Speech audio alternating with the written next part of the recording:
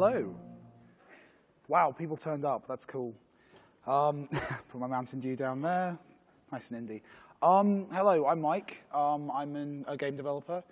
I made Thomas Was Alone. People in the room know what Thomas Was Alone is? Yeah, hands up.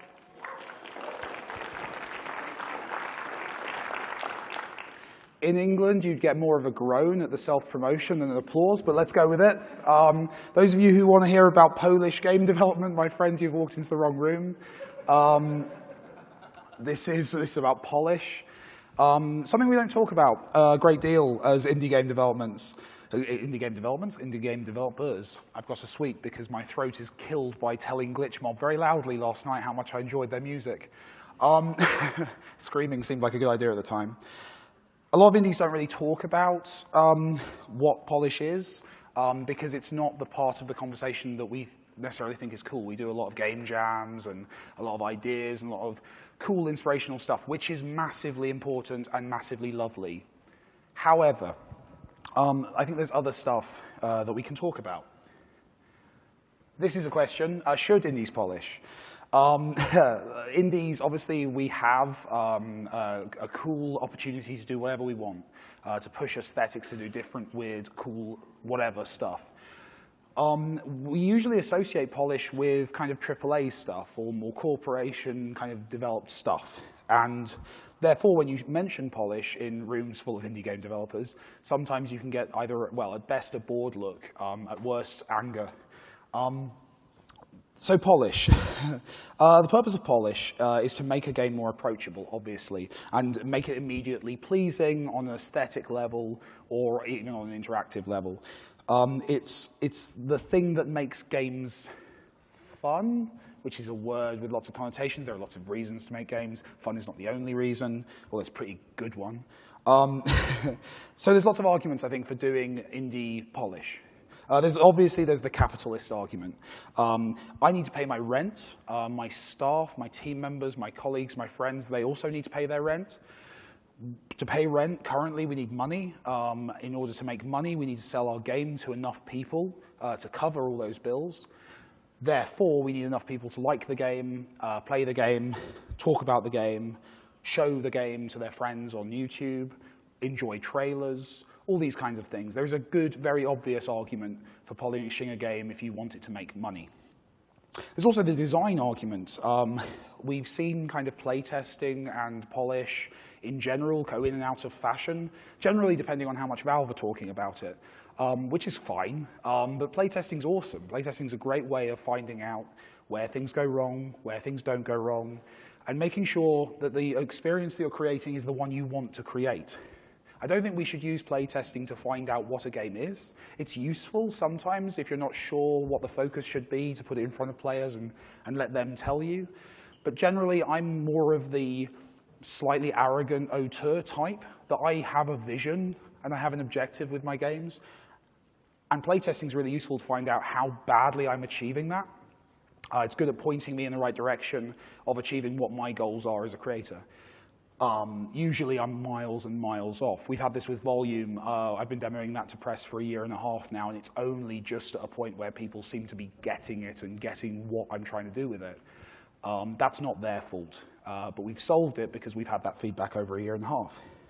There's also, of course, the ego argument, which we're not allowed to admit to, but obviously, if you make accessible, polished, clean games, people will think you're awesome.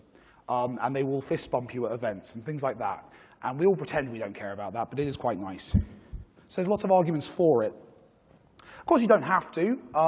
Obviously, indie has an enormous capacity to be punk, to be different, to fight, to not be the way that anyone wants it to be. We can create stuff that is not designed to appeal to anyone but ourselves. We can do that. That's absolutely an objective that's fair. It's cool, it's fine, and it's actually where a lot of the more interesting stuff in the indie space is being done. The stuff that is genuinely pushing the medium forward is often the stuff that is riskiest. And if those people had subscribed to polish to the degree that I do, or to the degree that designers like me do, maybe they would not have achieved the enormously impressive work that they did. It's more prone to failure, obviously, because it is riskier. But when it succeeds, you can create new genres, new ideas, new everything. However, And it's very important that as creators, we never make the mistake of thinking that punk work is without intent. The person who sits down and makes a game that breaks the rules, that does something different, if they're just doing it because they didn't bother to check what the rules were, or to see how players reacted to what they were doing, and just went for it anyway, then they're not punks. They're people who haven't invested the time and effort in their design. Punk intentionally produced is fantastic.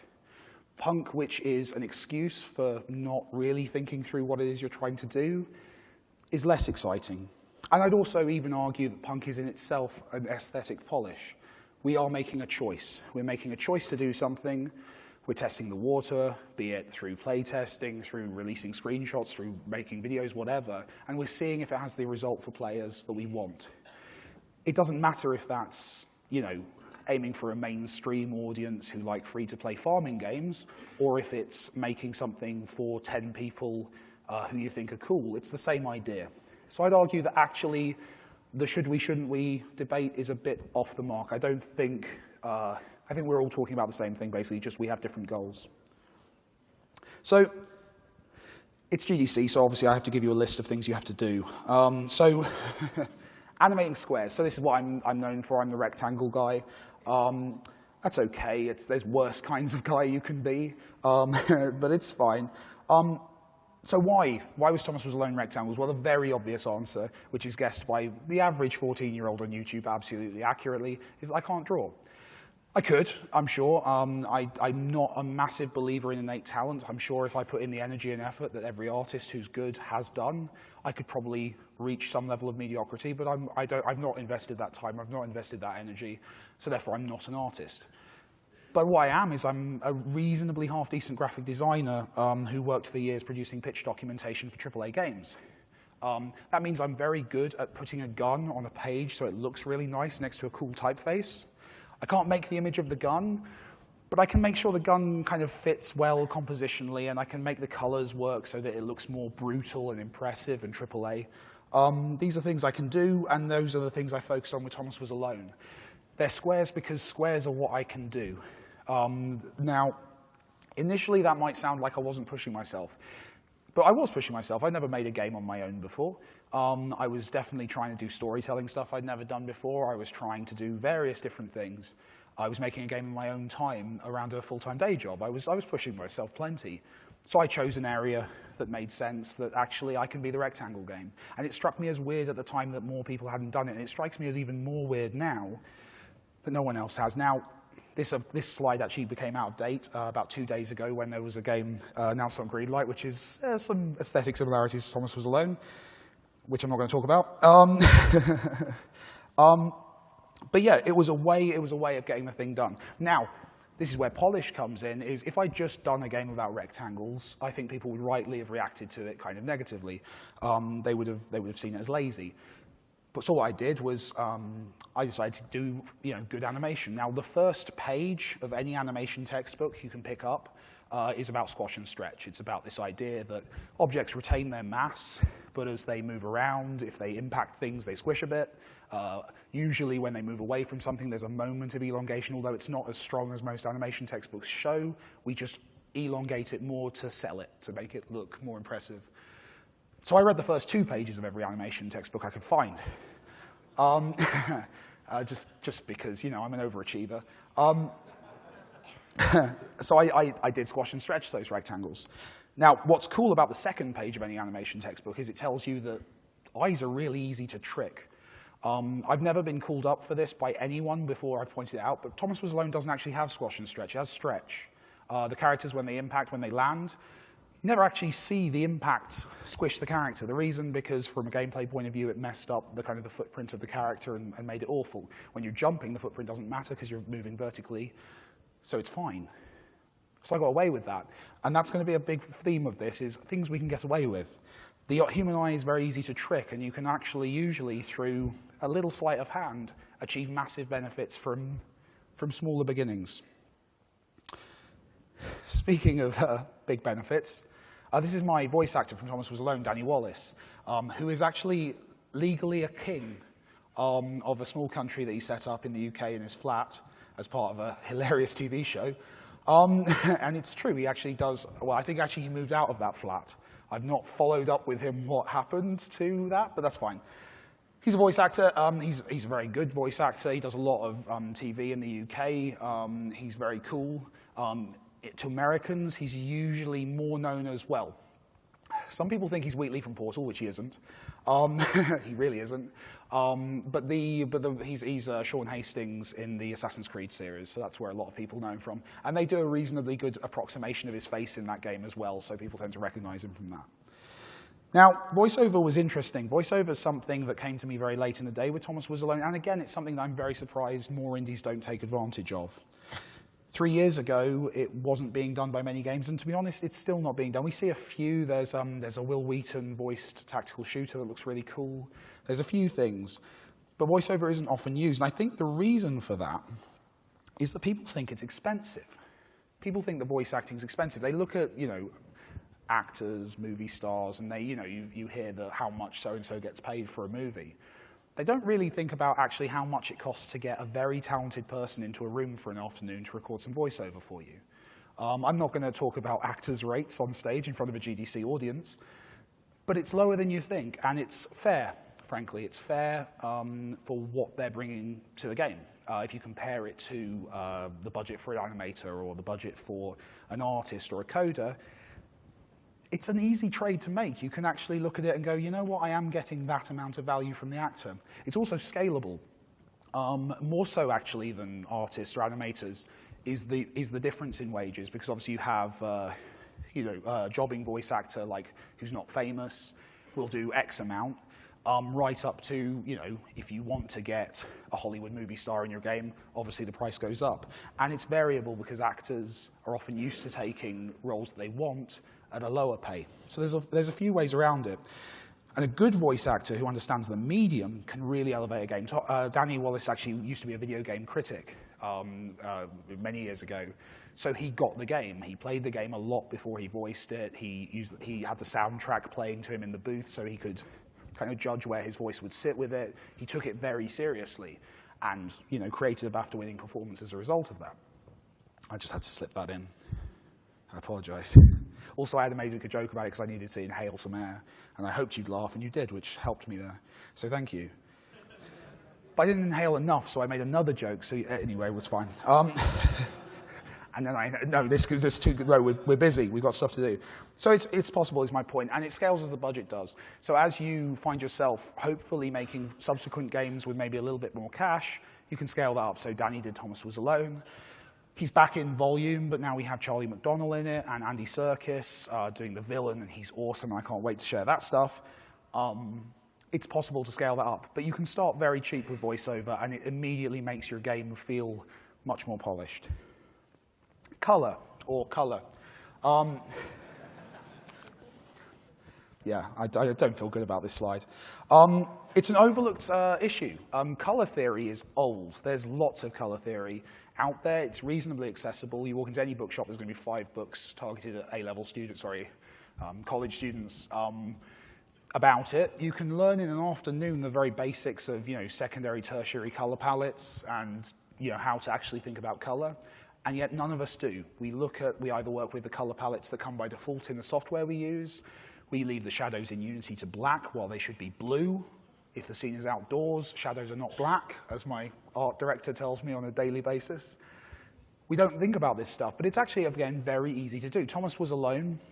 I'm not going to claim a level of skill at this. I had the guy who's now my art director on Volume created a palette for it that was cool and consistent and worked across the game. And it made the game look great. Thomas Was Alone has, I believe, 24 colors in it. That's it. That's all we use in Thomas Was Alone. It's a game that everyone thinks we go through the whole palette, but we actually use 24 colors. What that does is that it means every color in the game sits well with every other color in the game. Really straightforward stuff that at indie budget we often don't think about doing. Volume's the same. Volume is, again, 24 colors. I think we're using the same palette or something very similar. What's great about doing that is every screenshot looks good when next to every other screenshot when you're on the Steam shop or whatever. Everything ties together. It looks consistent. I believe I worked for Nickelodeon at one point on a project. I think every Nickelodeon cartoon is 16 colors total, which means they can take any character from any Nickelodeon cartoon and put them next to any other character from any other Nickelodeon cartoon, and it all works. This is stuff that was invented 50 to 100 years ago. Well, it was invented thousands of years ago, but we wrote it down in pretentious textbooks about 50 years ago. We should use that, is my point. It's useful. And you can, there's lots of cheats. You don't have to have a best mate who's good at color theory. You can use things like Adobe Cooler as a good shortcut. I think that's actually where Thomas Was Alone's main characters were just me using a default palette on Cooler when we started. Real games. And what that even means. We're not doing that conversation, don't worry. We're not doing the whole what makes a game a real game thing. We're not talking about that debate. We're talking about the much more, well, simultaneously more interesting and less interesting debate, which is the average player, how they view a game when they open it up, whether a game is real or not, whether it's a professional game, whether it's something that they can assume is a good game off the bat, that first impression. It's nothing to do with photorealism. It's nothing to do with walking simulators. Polish does this, and there's lots of little bits of polish that we can do. They take time, they take a little bit of money, but they create a much better first impression. I made a list asking a few YouTuber friends, and I got the usual, field of view, in-game control rebinding, in-game settings for graphics, effects, windows, full screen, UI scaling on desktop, mouse control on menus, raw mouse input versus averaged input, splash screens, tutorial information, credits. Stuff like that is really good at making things look right because, as with this slightly creepy image I found on the internet, the second you remove one thing, it just doesn't quite feel like a real game to the person playing, and you kind of can lose them at the menu screen. Or at least you can put them in a bad position early on. Anyone who's released a game commercially knows this because you will have an inbox full of emails about the one thing you forgot to put in your game. With me, there was no mouse control in Thomas Was Alone's menu on the desktop. I still get an email every day. I'm not fixing it, though, because I'm an artist. So the next step really is know what not to polish. This is, I think, if you take nothing else away from this talk, this is the big one for me. This is the really, really important one. The easiest way to polish something is not to make something unpolished.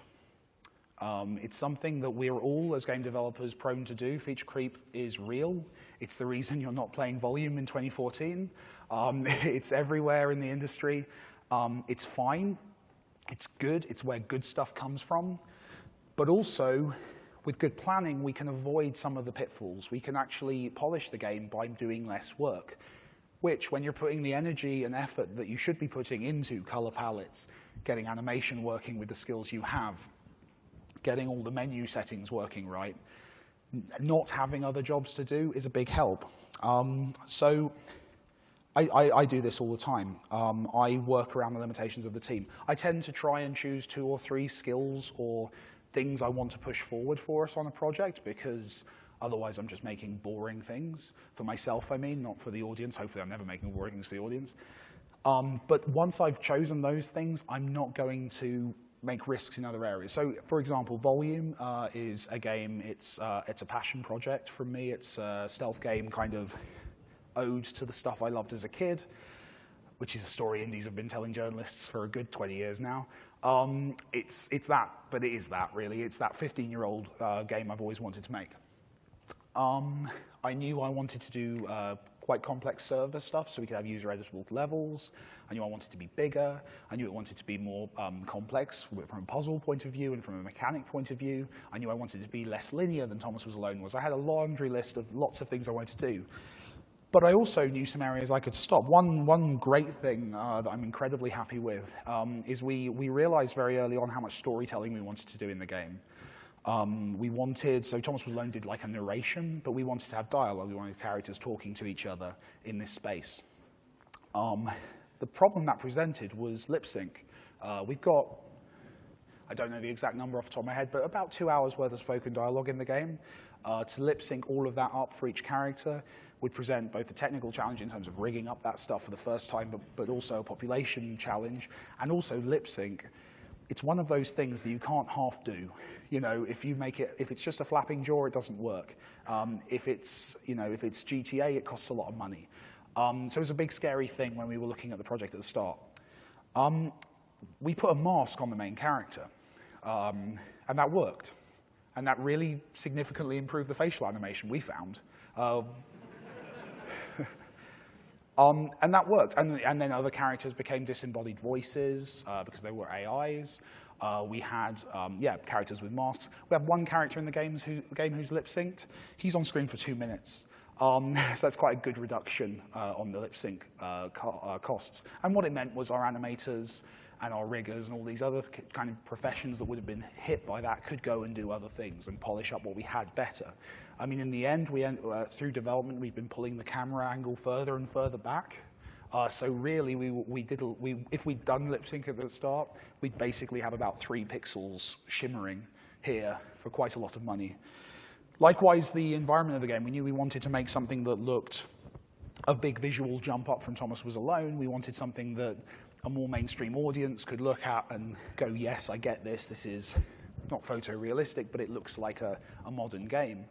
But also we knew the budget that would be associated with that kind of choice. So we came up with a story about a character, one character who's a quote-unquote real character in a big room, a big warehouse, simulating crimes over and over. Now, what we did was we spent all of our money on the character and the cool environment, but then the kind of the rooms you're robbing, the simulated environments are all very low poly artwork. We actually hired a PS1 environment artist who's now a teacher in Wales. We were his hobby project. Every Saturday he'd basically lock himself away in his office and he'd fiddle and make PlayStation 1 art again because it was something he always loved and he wanted to get back to it. And it was great because we could basically pay for all his family's holidays for a couple of years, and we got a very efficient person who knew exactly what they were doing because this is how it used to be done, using skills that a lot of people are having to relearn to get that kind of polygon aesthetic nowadays. So that was cool. My point is choices worked in this case. Choices allowed us to polish the game through a mission and also through what we chose to put our focus on. So that's all of it, really. The summary is I think polish is important. I think it's crucial to game development, whether or not you're going for a punk aesthetic, because I'm absolutely certain every successful punk in history has been intentional in their practice. They have tried to do the thing they wanted to do, and they have used every tool at their disposal to do it. I think it's cool. I'm going to ask you all, if you want to ask any questions, to go up to the microphones, and we will get started. I think that's how we do things. So if you want to run up to the microphone, please do. And we can get started. And thank you all for coming. This is my first GDC talk. I hope it was useful.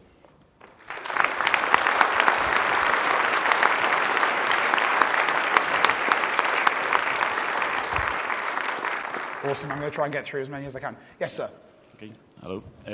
So we're also working on the game right now, and like everyone else, we want polish, but we don't have so much time. Mm-hmm. So I was wondering what your process is. Do you like make a first pass of everything and then go back and polish, or do you like try to get a certain level on certain things and then just cut in the end, or what is your process?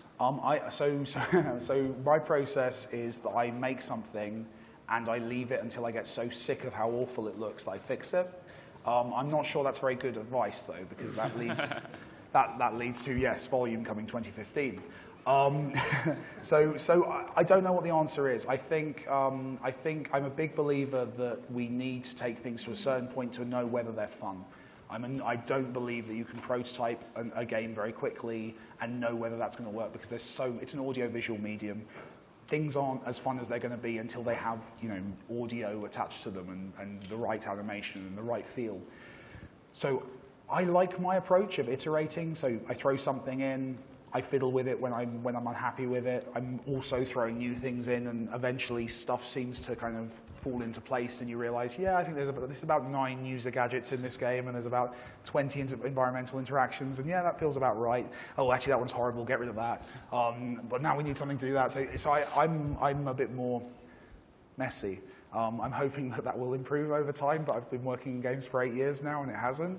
So I might have to deal with that. But there is no right answer. It's basically the answer to the question. I can only tell you my solution. Yeah. Thanks.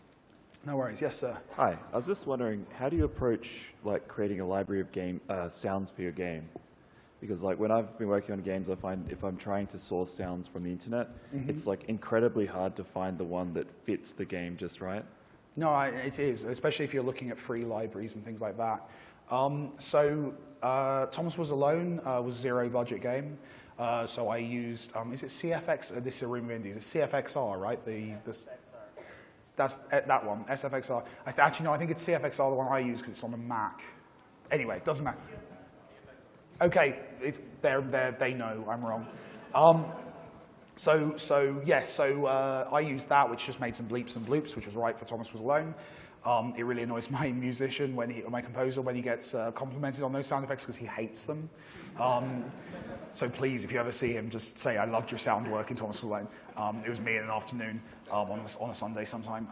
With Volume, I hired a sound engineer. Now, what's good about that is if you're working with a freelancer, usually they will have licenses to massive libraries. So they will have bought kind of access to one of the big sound libraries, and they will have access immediately to 1,000 footsteps.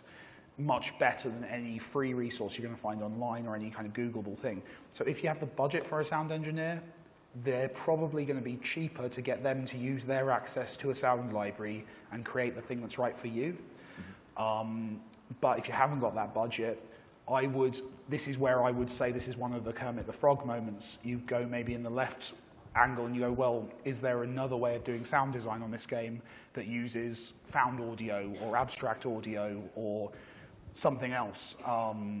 There's not very good library access for us. I would actually look, though, if you can, at getting library access to those professional libraries, because it might, again, be cheaper than you'd imagine, and will just give you everything you need almost instantly.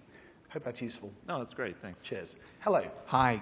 Can you talk about polish in the writing? The writing and the narration is really crisp and beautiful, and kind of what your polish process was there. Yeah. And then anything you did with your composer that you would consider polish. Like, I play the score in my car while I drive. Like, how do you get it to that? Well, that's very kind.